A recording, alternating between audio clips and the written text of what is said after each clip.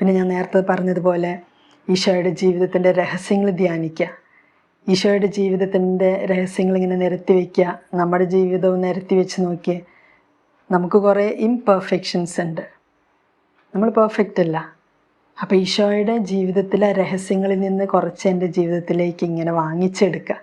ഈശോയുടെ ജീവിതത്തിൻ്റെ രഹസ്യങ്ങളുടെ ശക്തിയും അതിൻ്റെ ആ കൃപയും ഒക്കെ നമ്മൾ വാങ്ങിച്ചെടുക്കുക. അപ്പോൾ കൊന്ത ചൊല്ലി പ്രാർത്ഥിക്കുമ്പോൾ, ഈശോയുടെ ഓരോ രഹസ്യം ധ്യാനിക്കുമ്പോൾ ഇങ്ങനെയൊക്കെ നമ്മൾ ഓർക്കണം. അപ്പോൾ പല വിചാരം വരില്ല. For example annunciation, മംഗളവാർത്ത.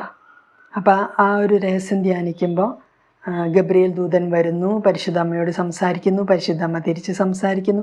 ഇതൊക്കെ ധ്യാനിക്കുമ്പോൾ ഈശോയുടെ ആ മനുഷ്യാവതാരത്തിൻ്റെ ആ സമയത്ത് പരിശുദ്ധ അമ്മ മാലാഖയോട് സംഭാഷണം നടത്തുകയാണ്. അപ്പം അതിലുള്ള കൃപകൾ, അതിലുള്ള ശക്തി, ദൈവികത, അതിലുള്ള എല്ലാതും എൻ്റെ ജീവിതത്തിലേക്കും വരട്ടെ, വാങ്ങിച്ചെടുക്കണം.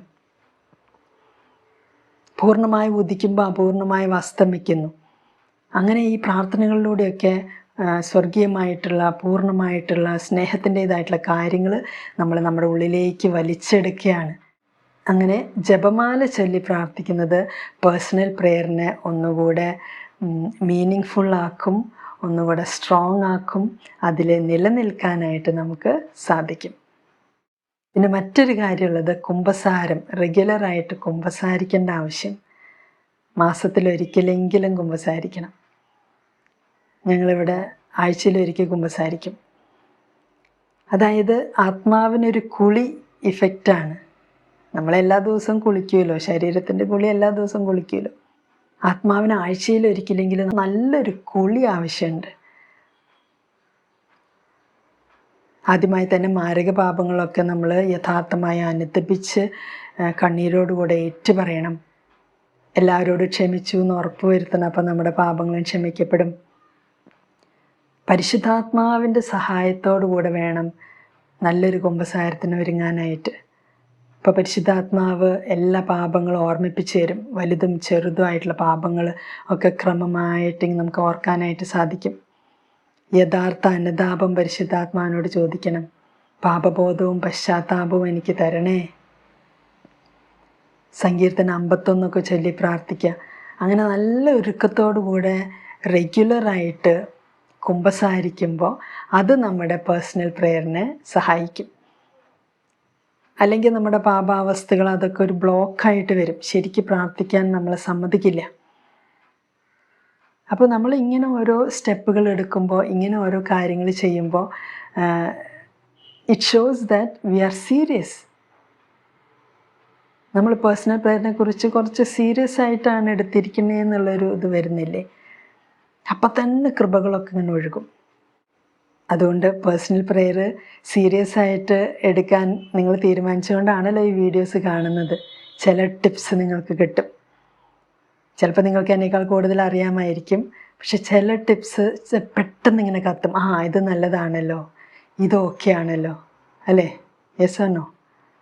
പിന്നെയുള്ളൊരു കാര്യം, ഫ്യൂച്ചറിൽ കുറേയും കൂടി കഴിഞ്ഞിട്ട് ഇങ്ങനത്തെ വീഡിയോസോ ടോക്കുകളോ ഒക്കെ യൂട്യൂബിലോ ഒക്കെ കിട്ടുമെന്ന് നമുക്ക് ഉറപ്പില്ല. ചിലപ്പോൾ അതൊക്കെ നിർത്തപ്പെടുന്നൊരു കാലം വന്നാലോ. അതുകൊണ്ട് നല്ല നല്ല ടോക്കുകൾ, ദൈവത്തിലേക്ക് നമ്മളെ അടുപ്പിക്കുന്ന ടോക്കുകൾ കേൾക്കുക. അത് ഡൗൺലോഡ് ചെയ്ത് സേവ് ചെയ്ത് വെക്കുക, സ്റ്റോർ ചെയ്ത് വെക്കുക. അപ്പോൾ യൂട്യൂബിലൊന്നും അവൈലബിൾ അല്ലാത്ത സമയത്ത് നമുക്കിരുന്ന് കേൾക്കാം. ഒരു ഇൻസ്പിറേഷൻ കിട്ടാൻ, മോട്ടിവേഷൻ കിട്ടാനായിട്ട്, നമ്മളെ സഹായിക്കാനായിട്ട്. ഇപ്പം നമുക്ക് എളുപ്പത്തിൽ ഇങ്ങനത്തെ ടോക്കുകൾ കിട്ടുമ്പോൾ നമുക്കൊരു വിലയില്ല. എപ്പോൾ വേണമെങ്കിലും ഒന്ന് ക്ലിക്ക് ചെയ്താൽ കിട്ടുമല്ലോ. പക്ഷെ അങ്ങനെ കിട്ടാത്തൊരു സമയം വന്നാൽ ഓൾറെഡി നമ്മുടെ ഡിവൈസുകളിൽ, ഫോണിലോ ലാപ്ടോപ്പിലോ അല്ലെങ്കിൽ പെൻ ഡ്രൈവിലോ ഹാർഡ് ഡിസ്കിലോ എവിടെയെങ്കിലുമൊക്കെ സേവ് ചെയ്ത് വെച്ചോളൂ. ഏതൊക്കെ ടോക്കുകളാണ് നമ്മളെ ഹെൽപ്പ് ചെയ്യുന്നത്.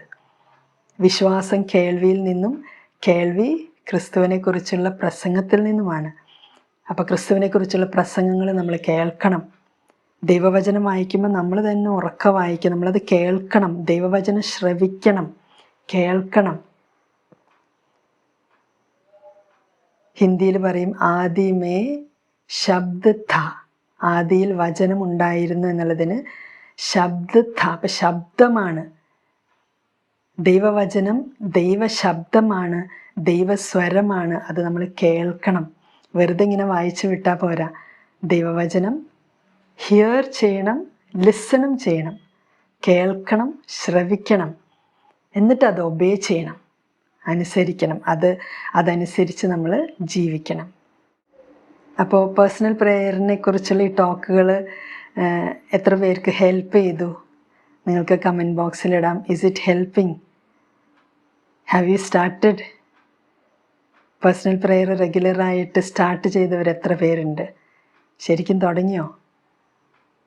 ഞാൻ ചോദിക്കുന്നതിന് കാരണം പേഴ്സണൽ പ്രെയർ തുടങ്ങാത്തവർക്ക് തുടങ്ങാൻ വേണ്ടിയുള്ള കൃപ കിട്ടാനായിട്ട് പ്രാർത്ഥിക്കാം.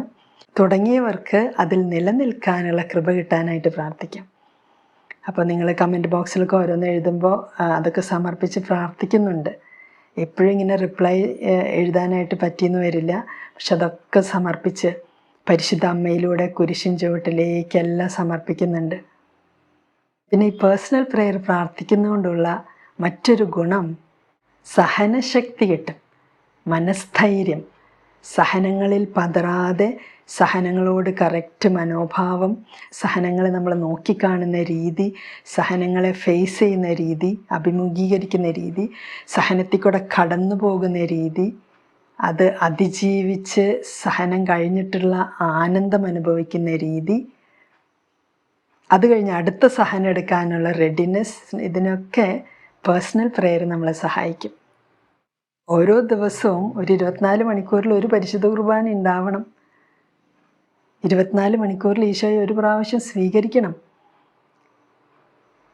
എന്നിട്ട് നമ്മൾ ഈ പേഴ്സണൽ പ്രെയറും കൂടി ചൊല്ലി പ്രാർത്ഥിക്കുമ്പോൾ അത് നമ്മളെ അടുത്ത പരിശുദ്ധ കുർബാനയെ സഹായിക്കും എന്ന് മാത്രമല്ല, നമ്മുടെ ആ ജീവിതത്തെ സഹായിക്കും. അപ്പോൾ പരിശുദ്ധ കുർബാന, കൂദാശകൾ വേണം, പേഴ്സണൽ പ്രെയറും വേണം, കൂട്ടായ്മയിലെ പ്രാർത്ഥനകൾ വേണം, എല്ലാം വേണം. ഇതെല്ലാം റെഗുലറായിട്ട് മുന്നോട്ട് കൊണ്ടുപോയാൽ ഒരു അപകടവും നമുക്കുണ്ടാവില്ല. ഭൗതികവും ആത്മീയവുമായിട്ടുള്ള അപകടങ്ങൾ ഒഴിവാക്കാം, ആപത്തുകൾ ഒഴിവാക്കാം. നമ്മൾ സംരക്ഷിതരായിട്ട് ജീവിക്കും. ഇതൊന്നും റെഗുലറായിട്ട് ചെയ്യാതെ പെട്ടെന്ന് അപകടം ഉണ്ടായി, പെട്ടെന്ന് കാര്യങ്ങൾ ഇതായി എന്നൊക്കെ പറഞ്ഞിട്ട് എന്താണ് കാര്യം? ഇനി പേഴ്സണൽ പ്രെയർ ചെയ്തതുകൊണ്ട് സഹനം ഉണ്ടാവില്ല എന്നല്ല. സഹനം നമുക്ക് വേണം, സഹനം വേണം. സഹനത്തിൽ കൂടിയാണ് ശുദ്ധീകരണം നടക്കുക. കൂടുതൽ ബ്രൈറ്റായിട്ട് മാറുക, കൂടുതൽ നമ്മുടെ ജീവിതങ്ങൾ ഷൈൻ ചെയ്യുക. സഹനം ഒഴിവാക്കണ്ട, സഹനം വേണം. രക്ഷാകരമായിട്ടുള്ള സഹനം നമ്മൾ നന്നായിട്ട് എടുക്കണം.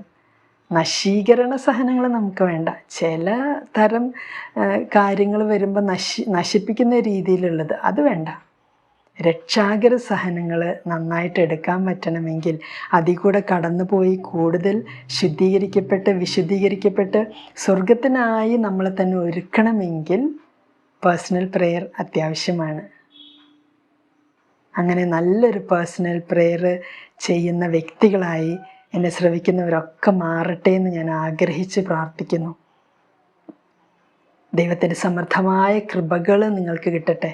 ദൈവത്തിൻ്റെ സമാധാനം നിങ്ങളുടെ ഹൃദയങ്ങളെ ഭരിക്കട്ടെ. ഈശോ നെറ്റിയിൽ കുരിശ് വരച്ച് നിങ്ങളെ അനുഗ്രഹിക്കട്ടെ. ആ കുരിശിൻ്റെ മുദ്രയിൽ സംരക്ഷണത്തിൽ ജീവിക്കാനായിട്ട് നിങ്ങൾക്ക് സാധിക്കട്ടെ. Reign the Holy Ruach Lord, reign forevermore.